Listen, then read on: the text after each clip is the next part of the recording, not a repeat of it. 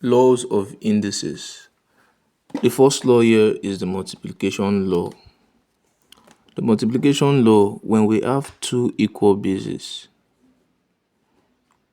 when two equal bases multiply, as 2 times 2, when they multiply, we have a single base, 2, and their powers are added.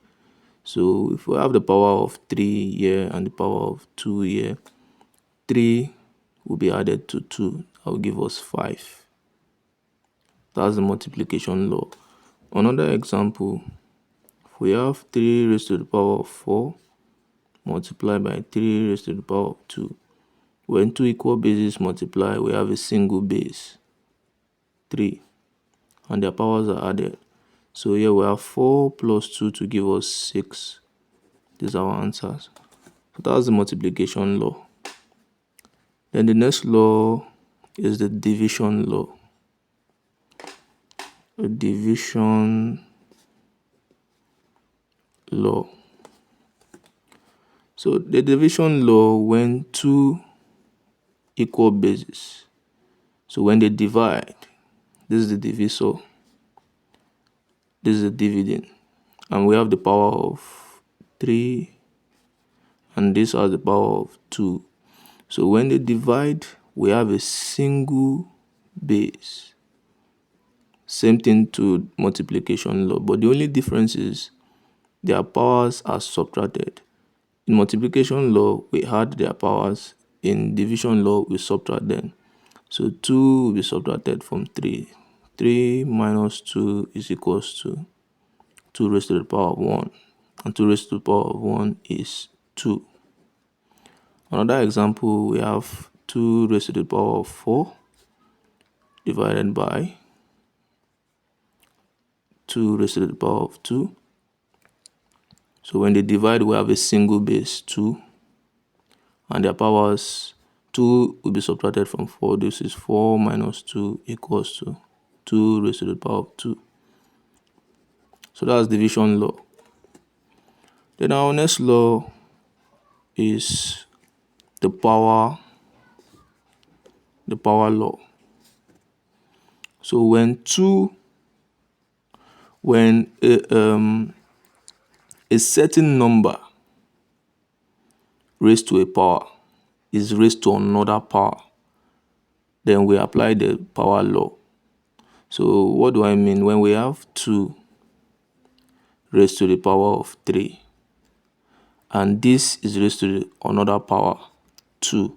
So the two powers are multiplied. So when we multiply the two powers, we have 2 raised to the power of 3 times 2. This will give us 2 raised to the power of 6. So that's the power law. Powers are being multiplied.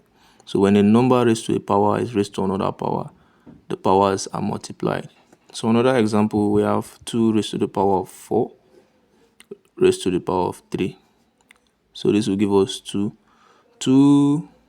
4 multiplied by 3 will give us 12, right? So that's our answer. So the power law is very straightforward. When you have a number raised to the power and it is raised to another power, the powers are multiplied. Then our next law is the product power law. The product power law. So the product power law is like an inverse of the multiplication law. The product power law. So when we have bases that are not equal, let's say we have 3 multiplied by 2 and 3 has a power of 3, 2 has a power of 4. We cannot get a single base out of this, unlike the multiplication law. So we leave it this way. So if we have a variable, for example, a raised to the power of 2 multiplied by b raised to the power of 3. So this will be written as a raised to the power of 2, b raised to the power of 3. But when we have two similar bases, a raised to the power of 2 multiplied by a raised to the power of 3, this will be a, will have a single base, and their powers will be added 2 plus 3 give us 5. So the product power law is an inverse of the multiplication law. When you have factors or bases that are not equal, it won't result to a single base, so we leave it that way. Then that's the fourth law. Then the fifth one we have here is the zero index law. Zero index law. So the zero index law, when a number is raised to the power of 0, this is equals to 1. So any number raised to the power of 0 is equals to 1. So if we have let's say we have 100 raised to the power of 0, 100 raised to the power of 0 is equals to 1. So how was this derived? When we apply the division law. So by division law, when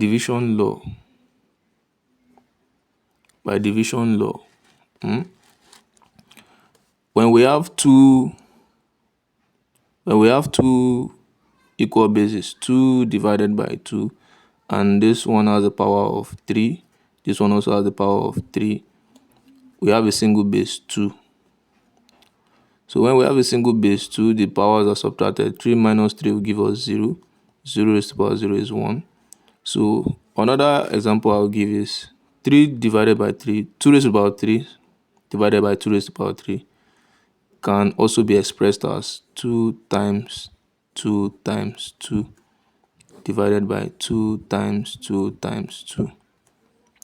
So when 2 divides 2, this will give us 1, times 2 divides 2, this will give us 1, times 2 divides 2, we get 1. 1 times 1 times 1 is equals to 1. So that's how we got this. So any number raised to the power of 0 is equals to 1. That's the zero index law.